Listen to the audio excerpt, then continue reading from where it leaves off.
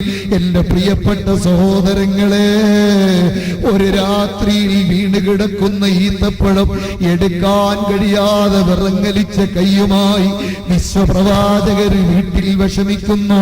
ചോദിക്കുമ്പോ അവിടുത്തെ പാണീഗ്രഹണം അന്വേഷിക്കുമ്പോ അള്ളാഹുവിന്റെ റസൂല് പറയുന്നു, ഈ കാരക്ക നമ്മുടെ വീട്ടിലെ സ്വകാര്യ സ്വത്തോ അതല്ല സദഖ വന്ന് ശേഖരിച്ചതിലുള്ളതോ, ഏത് കൂനയിൽപ്പെട്ടതാണെന്നറിയാതെ ഞാനെങ്ങനെ എടുക്കും ഇഷാ എന്ന് ചോദിച്ചാ ആ സൂക്ഷ്മതയുടെ ആ ഏറ്റവും വലിയ ഉച്ചകോടിയിലുള്ള നേതൃത്വത്തിന്റെ അനുയായിയായി നമുക്ക് ജീവിക്കണമെങ്കിൽ, ആ അനുയായിയുടെ തൃപ്തിപ്പെട്ട മനസ്സുമായി നമുക്ക് ആഖിറത്തിലേക്ക് കടന്നു ചെല്ലണമെങ്കിൽ, പൂർവീകരുടെ മഹത്തായ ത്യാഗസുരഭിലമായ പാതയ്ക്ക് പിന്നിലായി നടക്കാൻ, അള്ളാഹുവിന്റെ ദീനിനെ അനുസരിച്ച് മുന്നോട്ട് പോകാൻ നമുക്ക് കഴിയണം. സഹോദരങ്ങളെ, പരലോകത്തെക്കുറിച്ചും മരണാനന്തര ജീവിതത്തെക്കുറിച്ചും നമുക്ക് അള്ളാഹുവിന്റെ റസൂല് നൽകുന്ന ഉപദേശമാണ് നന്മയിലേക്ക് നയിക്കുന്നത്. ലോകത്തെ ഏറ്റവും വലിയ നന്മയുടെ കാരണവും അത് തന്നെയാണ്. അതുകൊണ്ട് അതെല്ലാം ഉൾക്കൊണ്ട് വിശദീകരണത്തിലേക്ക് പോകാതെ നിങ്ങളോട് ഓർമ്മപ്പെടുത്തുന്നു, അള്ളാഹുവിന്റെ റസൂല് നമ്മുടെ ഖൽബിനെ സംസ്കരിക്കാൻ വന്നവരാണ്. ആ തസ്കിയത്തിന്റെ ഉറവിടമാണ്. അതിനേറ്റവും പറ്റിയ സമയമാണ് വിശുദ്ധ റമദാൻ. ഈ റമദാനിൽ ആ ഇത്തിബാഇനെ, റസൂലുള്ളാഹിനെ പിന്തുടരുന്ന സ്വഭാവത്തെ ഏറ്റവും വലുതായി നമുക്ക് കാണാൻ കഴിയണം. അതുകൊണ്ടാണ് റമദാനിനെ ആദരിക്കുന്ന സമയത്ത് ഹബീബ് റസൂലുള്ളാഹിയെ മുന്നിൽ നിർത്തി പോകലല്ലാതെ നിവൃത്തിയില്ലെന്ന് പറയാൻ കാരണം ഇസ്ലാമിക പ്രമാണം മുഴുവനും അങ്ങനെയാണ് രേഖപ്പെടുത്തുന്നത്. മുൻഗാമികളായ മഹാന്മാര് മുഴുവൻ അതാണ് കാണിച്ചു തന്നത്. അലി ഇബ്നു റബീഅയെ പോലെയുള്ള ആളുകൾ, അതാ എത്രയോ സംഭവ വികാസങ്ങൾ നമുക്കറിയും. കയറ്റം കയറുന്ന സമയത്ത്, തേരി കയറുന്ന സമയത്ത് അവര് സന്തോഷം കൊണ്ടോ അർത്ഥഗർഭമായോ ചിരിച്ചുകൊണ്ടിരിക്കുന്നു. ആ സമയത്ത് കൂടെയുള്ളവര് ചോദിച്ചു, കാരണം കൂടാതെ ഒരു ചിരിയോ? എല്ലാം മനസ്സിലായാലും അത്ഭുതങ്ങളെ അത്ഭുതമായി കാണാനും ചിന്തിക്കേണ്ട കാര്യങ്ങളെ മനസ്സിലാക്കാനും നമുക്ക് കഴിയണമല്ലോ എന്ന് പറഞ്ഞ് ഇതേപോലെ പുഞ്ചിരിച്ചുകൊണ്ട് അധ്യാപനം നടത്തിയ മുഹമ്മദുർ റസൂലുള്ളാഹി സല്ലല്ലാഹു അലൈഹി വസല്ലം തങ്ങളെ പിന്തുടരുകയാണ് എന്ന് ഓർമ്മപ്പെടുത്തി ആ മഹാന്മാര് നമുക്ക് പഠിപ്പിച്ചു തന്നെങ്കിൽ, എന്റെ പ്രിയപ്പെട്ട സഹോദരങ്ങളെ, വിശുദ്ധ റമദാനോട് ബന്ധപ്പെടുത്തിയാണ് തിരുനബി സല്ലല്ലാഹു അലൈഹി വസല്ലം തങ്ങളുടെ ദർശനം സാമൂഹ്യ രംഗത്ത്, ശാസ്ത്രീയ രംഗത്ത്, ഇന്ന് ആത്മീയ രംഗത്ത് പഠിക്കാനൊരു വാതിൽ തുറക്കാൻ എനിക്കും നിങ്ങൾക്കും ഉപകരിക്കുമാറ് ചില ഇശാറത്തുകൾ മാത്രം നൽകി ഈ മഹത്തായ വേദിയിൽ നിങ്ങളോട് സംവദിച്ചത്. അതുകൊണ്ട് നിങ്ങളോട് ഓർമ്മപ്പെടുത്താനുള്ളത്, നാം ഒരുപാട് കാലം കൊണ്ട് ദുആയിരുന്ന ആത്മീയതയുടെ നിർഭരമായ ലോകത്തേക്ക് കടന്നു ചെല്ലാൻ വാതായനങ്ങൾ മലർക്ക തുറക്കപ്പെട്ട യജമാനനായ റബ്ബ് വലിയ ഓഫറുകൾ കൊണ്ട് നിറക്കപ്പെട്ട റമദാൻ, റജബ് മാസമെന്ന ആ മഹത്തായ മാസത്തിൽ, പൈലറ്റായി വന്ന മാസത്തിൽ, 27ന്റെ പ്രത്യേകമായ ദിവസത്തിൽ ഒരു നോമ്പിന്റെ ട്രെയിനിങ്ങും അതുപോലെ റമദാനിങ് വരട്ടെ എന്ന ആവേശവും പ്രകടിപ്പിച്ചവരാണ് നാം. ശഅബാൻ മാസത്തിൽ വീണ്ടും ദുആയിരുന്നു, റമദാനിങ് എത്തട്ടെ എന്ന് പറഞ്ഞവരാണ്. ഗതകാല ആയുസ്സിൽ ആവർത്തിച്ചു വന്ന റമദാനിനെ വിട പറയുന്ന സമയത്ത് ഒന്നും നേടിയില്ലെന്ന നഷ്ടബോധത്തോടെ പറഞ്ഞേക്കാൻ മാത്രം വിധിക്കപ്പെട്ട ഞാനും നിങ്ങളും ഈ ആത്മീയതയുടെ നെറുകയിൽ കേവലം അശ്രദ്ധമായി സഞ്ചരിച്ചാൽ ഭൂകമ്പങ്ങളുടെയും സുനാമികളുടെയും റീത്തയുടെയും കത്രീനയുടെയും കൊടുങ്കാറ്റിന്റെയും ചുഴലിയുടെയും അന്തരീക്ഷങ്ങൾ പോലും ഈ ലോകത്ത് അതാ നൃത്തമാടുന്ന സമയത്ത് പോലും നമുക്ക് ചിന്തിക്കാൻ കഴിഞ്ഞില്ലെങ്കിൽ അബദ്ധമാണ്. അതുകൊണ്ട് സഹോദരങ്ങളെ, ഒരു വാണിംഗ് എന്റെ നഫ്സിനോടും നിങ്ങളോടും സാദാത്തുക്കളെ സാക്ഷി നിർത്തി പറയുന്നു. റമദാനിലെ റഹ്മത്തിന്റെ 10 പകുതി ഭാഗത്തിലധികം നമ്മോട് വിട പറഞ്ഞു പോയി. മുതലാക്കിയ ധാരാളം പേരുണ്ടാകാം, പക്ഷേ നമുക്കെന്ത് കഴിഞ്ഞു? ഇമാമുന ശാഫിഈ 12 ഖത്മുൽ ഖുർആൻ പൂർത്തിയാക്കി ഈ ദിവസത്തിന്റെ അസ്തമാന സൂര്യനെ ദർശിച്ചുവെങ്കിൽ നമുക്ക് പ്രിയപ്പെട്ട സഹോദരങ്ങളെ, ഖുർആനിൽ നിന്ന് എത്ര ആയത്തുകൾ ഓതാൻ കഴിഞ്ഞു, എത്ര അധ്യായങ്ങൾ പാരായണം ചെയ്യാൻ കഴിഞ്ഞു, എത്ര ഖത്മുൽ ഖുർആൻ പൂർത്തിയാക്കാൻ കഴിഞ്ഞു? ഒരു വേള നാം ചിന്തിക്കുക, സ്വാഭാവികമായി മനുഷ്യന്റെ ഇടയിൽ ഉണ്ടാകുന്ന വലിയൊരാപത്താണ്. വലിയ ആരവത്തോടെ കാത്തിരിക്കും. മുഹൂർത്തം വരുമ്പോ കടുത്ത അശ്രദ്ധയുണ്ടാകും. കല്യാണത്തിന് വിളിക്കാൻ നിശ്ചയിച്ചവരെ ചിലരെ കല്യാണത്തിന് വിളിച്ചില്ല. സമ്മേളനത്തിന് ഒരുക്കി കൂട്ടിയ ചില കാര്യങ്ങൾ സമ്മേളന വേദിയിൽ പൂർത്തിയായില്ല. പക്ഷേ ഈ നഷ്ടങ്ങൾ ഒരിക്കലും നികത്താൻ കഴിയില്ലല്ലോ. ഇന്നലത്തെ തയ്യാറെടുപ്പുകളിൽ വീഴ്ച വന്നാൽ പിറ്റേന്ന് പരിഹരിക്കാൻ കഴിയുമായിരുന്നു. പക്ഷേ വേദിയുടെ മുഹൂർത്ത സമയത്തുള്ള വീഴ്ച പരിഹരിക്കാൻ കഴിയില്ല. അതുകൊണ്ട് ഒരുപാട് കാലം ആയിരുന്നു.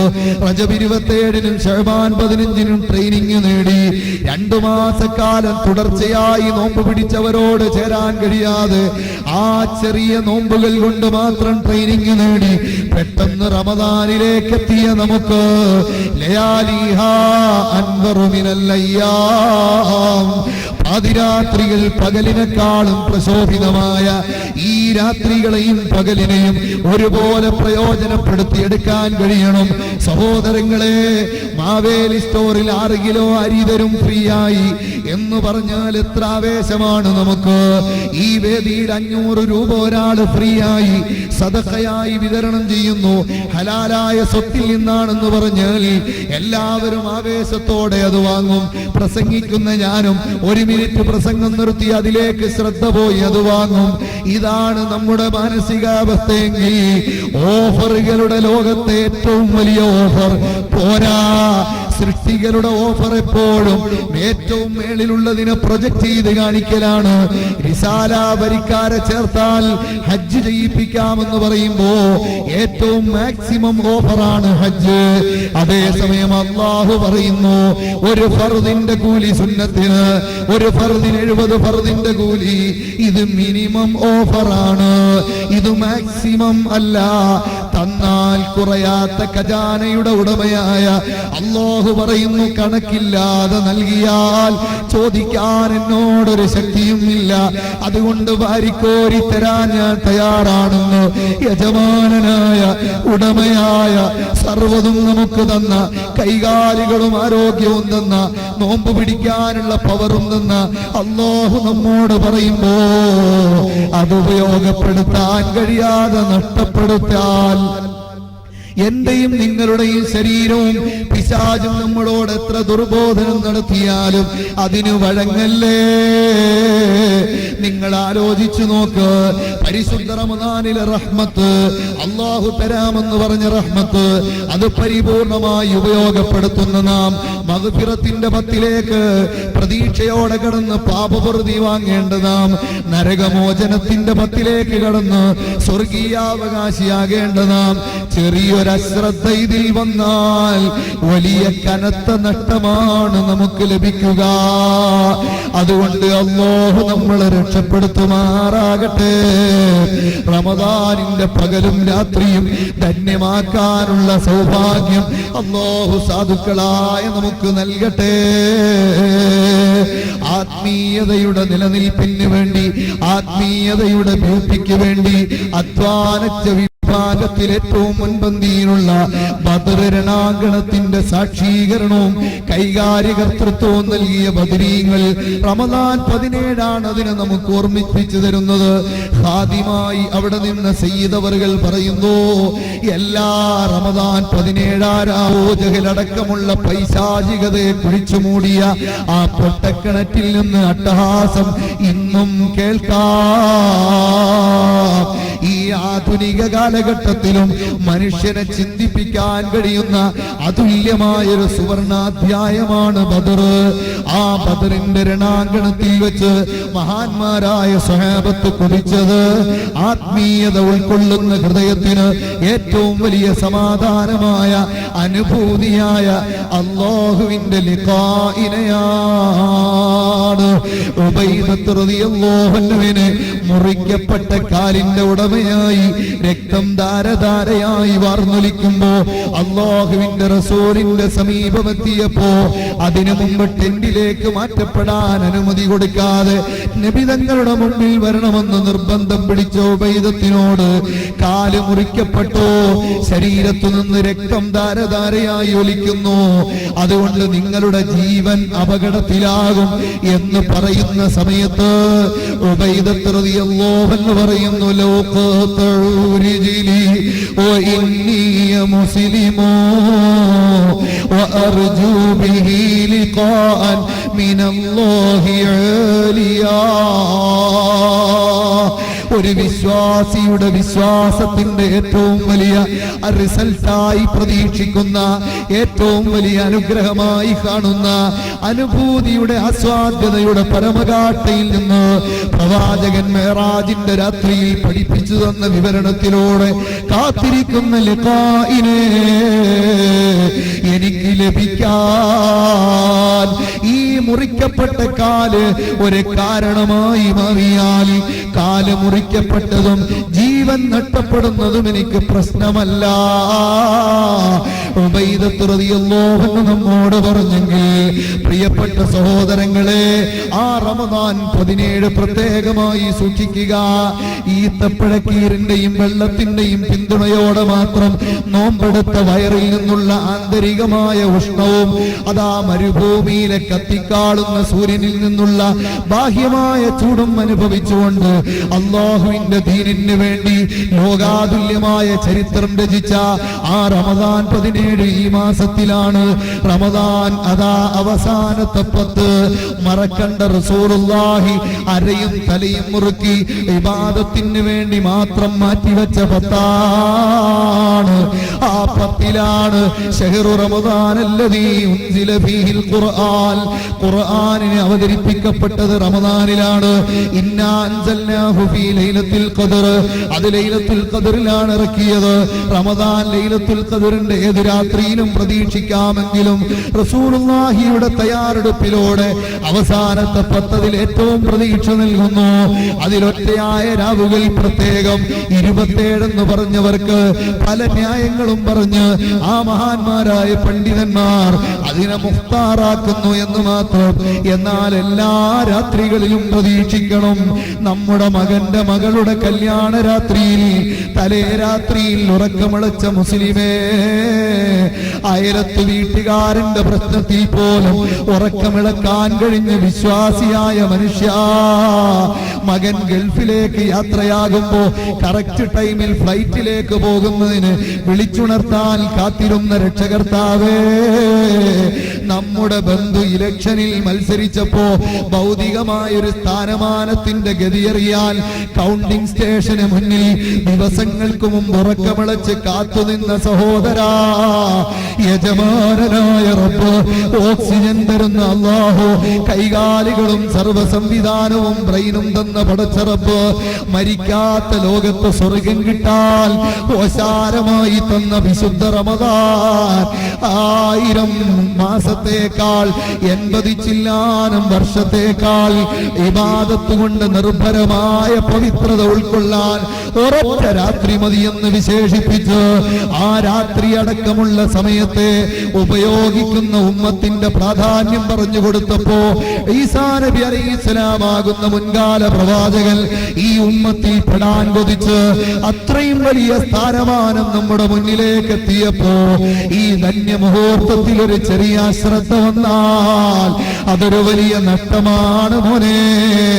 ഒരു പുരുഷായുസിന്റെ 15 കൊല്ലം പ്രായപൂർത്തിക്ക് മുമ്പുള്ള 8 പൊട്ടും തിരിയാത്തത്, ശേഷിച്ച 60 കൊല്ലത്തിൽ 30 കൊല്ലത്തെ ഉറക്കം, ശേഷിച്ച 30 കൊല്ലത്തിൽ ഒരു 24 മണിക്കൂറിന്റെ ഡെയിലി ട്രിപ്പിൽ 25ഓ 50ഓ മിനിറ്റ് സിസ്റ്റമാറ്റിക്കായി ഇബാദത്തിന് മാറ്റിവെക്കപ്പെട്ടത്.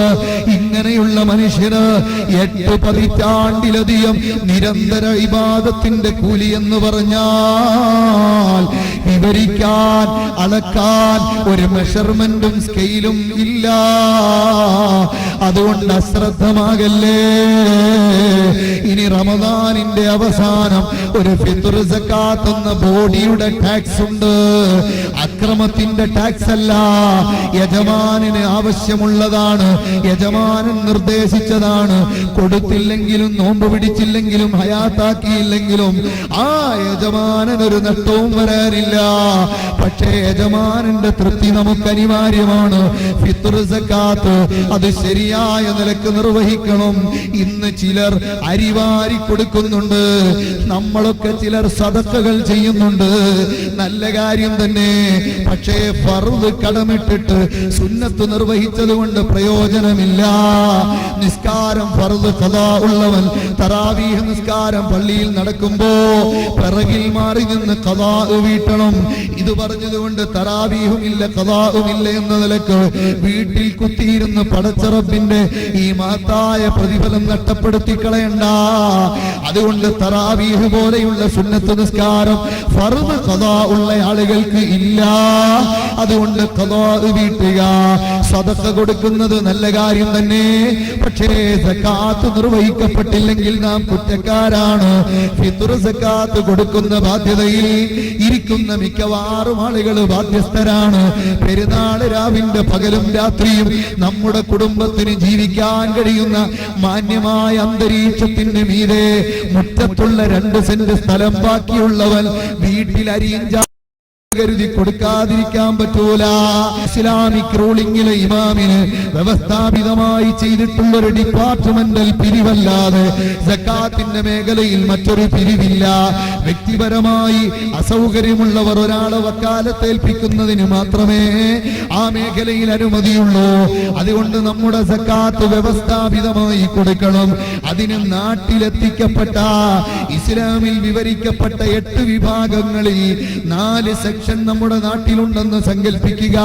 ഫക്കീർ, ജീവിക്കാൻ ശരാശരി മനുഷ്യന് 10 രൂപ വേണ്ടപ്പോ 5ഓ അതിൽ താഴെയോ ഉള്ളവനാണ് ഫക്കീർ. 10 ആവശ്യമുള്ളപ്പോ 8 ഉള്ളവനാണ് മിസ്കീൻ. കടം കൊണ്ട് വലഞ്ഞവൻ വലിയ പണക്കാരനുമാകാം. പുതു മുസ്ലിം, അങ്ങനെ 4 കാറ്റഗറിയിലുള്ള ആളുകളാണ് നമ്മുടെ നാട്ടിലുള്ളതെങ്കിൽ, അല്ലെങ്കിൽ മുസാഫിറും കൂടെ ചേർത്ത് 5 ഉണ്ടെങ്കിൽ നമ്മുടെ സക്കാത്തിന്റെ വീട്ടിലെ ഓഹരി, ഞാൻ ചെലവ് കൊടുക്കൽ നിർബന്ധവുമായ ആളുകളുടെ ഓഹരിയെ തുല്യ 4 വിഭാഗമായി ഓഹരിക്കണം. ഉദാഹരണത്തിന് 16 കിലോ അരിയുണ്ടെങ്കിൽ 4 കിലോ വീതമുള്ള 4 കൂന. അതിൽ ഫക്കീറിന്റെ 1 മണി അരി മിസ്കീനിന്റെ ലിസ്റ്റിൽ വരാൻ പാടില്ല. മിസ്കീനിന്റെ ഓഹരിയിൽ നിന്ന് കടം കൊണ്ട് വലഞ്ഞവനിൽ പെടാൻ പാടില്ല. കടം കൊണ്ട് വലഞ്ഞവന്റെ ഓഹരിയിൽ നിന്ന് അതാ പുതു മുസ്ലിമിന് പോകാൻ പാടില്ല. ഇത്ര സിസ്റ്റമാറ്റിക്കായി നിർവഹിക്കണം ഈ അമല്. ഇസ്ലാമിന്റെ പഞ്ചസ്തംഭങ്ങളിൽ പ്രധാനപ്പെട്ട ഒന്നാണ്. അതുകൊണ്ട് പ്രിയപ്പെട്ട സഹോദരങ്ങളെ, വസ്സകാത്തു മഗ്റമാ, സക്കാത്ത് ബാധ്യതയായി ശേഷിക്കുന്ന അവസാന കാലഘട്ടത്തിൽ ഗതികെട്ട ആളുകളുടെ ലിസ്റ്റിൽ നമ്മൾ പെടാൻ പാടില്ല. അങ്ങനെ വിവരിച്ചിട്ട് ഈ ഫക്കീറിന്റെ അരി അത് 3 പേർക്കെങ്കിലും കൊടുക്കുന്നത് നല്ലതാണ്. ഒരാൾക്കേ കൊടുക്കുന്നുള്ളൂ എങ്കിലും കുഴപ്പമില്ല. ആ 3 പേർക്ക് കൊടുക്കുമ്പോൾ ഏറ്റക്കുറച്ചിലിനും പ്രശ്നമില്ല. അതേസമയം ഫക്കീറിനും മിസ്കീനും കൊടുക്കുന്ന ഓഹരിയിൽ ഏറ്റക്കുറച്ചിൽ വരാൻ പാടില്ല. അതിന് നമ്മുടെ വീട്ടിൽ ഒരു റെക്കോർഡ് ഉണ്ടാകണം, ഒരു നോട്ട്ബുക്കിൽ രേഖപ്പെടുത്തണം. ഫക്കീറിൽ ഒരാളെ 2 ആളെയോ 3 ആളെയോ രേഖപ്പെടുത്തണം, അവർക്കത് കൊടുത്തു വീടണം. അതേപോലെ മിസ്കീനിന്റെ ആളുകളെ രേഖപ്പെടുത്തണം, മക്കൾക്കത് പഠിപ്പിച്ചു കൊടുക്കണം. അതുപോലെ കടം കൊണ്ട് വരഞ്ഞവനെ രേഖപ്പെടുത്തണം, അവർക്കത് എത്തിച്ചു കൊടുക്കണം. ഇതാണ് സക്കാത്തിന്റെ ശരിയായ ശൈലി. അത് സൂക്ഷ്മതയോടെ നിർവഹിക്കണം. പെരുന്നാള് രാവിലെ ആ പ്രത്യേകമായ ചന്ദ്രൻ ഉദിച്ചത് മുതൽ നിസ്കാര ടൈം വരെയാണ് നിന്റെ സമയം. അതിനു മുമ്പ് കൊടുക്കാം. പിന്തിപ്പിക്കുന്നത് ന്യായമല്ല. മുമ്പ് കൊടുത്താൽ ഒരു കണ്ടീഷൻ, ഫക്കീർ എന്ന ലിസ്റ്റിൽ കൊടുത്ത ഒരാൾ ആ സമയത്ത് ഫക്കീറിന്റെ തസ്തികയിൽ നിന്ന് ഖനിയാകാൻ പാടില്ല. പണക്കാരനായി പോയാൽ അവനോട് ഈ കറക്റ്റ് ടൈമിൽ ബന്ധപ്പെടാത്തത് കൊണ്ട് വേറെ ഫക്കീറിന് കൊടുക്കണമെന്നാണ് ഇസ്ലാമിന്റെ പ്രബലമായ അഭിപ്രായം. അതുകൊണ്ട് പ്രിയപ്പെട്ട സഹോദരങ്ങളെ, ശ്രദ്ധിക്കാനുള്ള അമലാണ് സക്കാത്ത്. ഞാൻ നിർത്തുന്നു. ഇനി ലാസ്റ്റ് ഒരു രാവുണ്ട് കേട്ടോ. പെരുന്നാളിന്റെ രാവ് പടക്കം പൊട്ടിക്കാനുള്ള രാവല്ല, ആഘോഷത്തിമർപ്പിന്റെ പേരിൽ നൃത്തമാടാനുള്ള രാവല്ല, തോന്നിവാസം കാണിക്കാനുള്ള രാത്രിയല്ല. അതുകൊണ്ട് പ്രിയപ്പെട്ട ചെറുപ്പക്കാരാ, യജമാനനായ റബ്ബ് എന്നെ ആരാധിക്കുന്ന അടിമകളുടെ ആധിക്യം കണ്ടോ എന്ന് മലക്കുകളുടെ മുമ്പിൽ അഭിമാനത്തോടെ ബോധ്യപ്പെടുത്തുന്ന രാത്രിയും പകലും 1-ാം രാവ് മുതൽ റമദാനിൽ 30-ാം രാവ് വരെ എത്ര പേരെ നരകമോചനം കൊടുത്തോ അതിന് സെയിമായി, അഥവാ 30 ലക്ഷം പേരെ ഓരോ ദിവസവും 1 ലക്ഷം എന്ന നിലക്ക് 30 ലക്ഷം പേരെ മോചനം കൊടുത്തെങ്കിൽ മറ്റൊരു 30 ലക്ഷത്തെ മോചനം കൊടുക്കുന്ന രാത്രിയാണ് പെരുന്നാളിന്റെ രാത്രി. അത് അതിരുവിട്ടതായ നിലക്ക്, ഇസ്ലാം വിരോധിച്ച നിലക്ക് ആയി പോകണ്ട. മുമ്പിൽ വരുന്ന പാടങ്ങൾ മറന്ന് സുനാമി ബാധിച്ചത് ഈ അറബിക്കടലിലാണെങ്കിൽ കടല് നമ്മുടെ അടുത്തുണ്ട് സഹോദരാ. അല്ലാഹു നമ്മളെ രക്ഷപ്പെടുത്തുമാറാകട്ടെ. അതുകൊണ്ട് വളരെ ചിന്തിച്ചുകൊണ്ട് പെരുമാറണം. അല്ലാഹുവിന് പൊരുത്തപ്പെട്ട പെരുന്നാൾ മതി നമുക്ക്. അതുകൊണ്ട് പെരുന്നാളിനെടുക്കുന്ന ഡ്രസ്സ് ഒരു പെണ്ണിന് ഹിജാബ് പാലിക്കാൻ പറ്റുന്ന ഡ്രസ്സാകണം. ആൺകുട്ടികൾക്ക് എടുക്കുന്ന ഡ്രസ്സ് മോഡേൺ സിസ്റ്റം അനുസരിച്ച് ഷർട്ട് പാൻസിനോട് തൊട്ടിട്ടില്ല. പാൻസ് 250 രൂപയ്ക്ക് വാങ്ങിയത് പുറത്ത് കാണട്ടെ എന്ന് പറഞ്ഞ് നടക്കുന്ന പുതിയ ശൈലിയുണ്ടല്ലോ, അത് നമുക്ക് വേണ്ട. പെരുന്നാളിന് ആ ശൈലിയിലുള്ള ഡ്രസ്സ് ഒരു വിശ്വാസി മക്കൾക്ക് എടുത്തു കൊടുക്കണ്ട.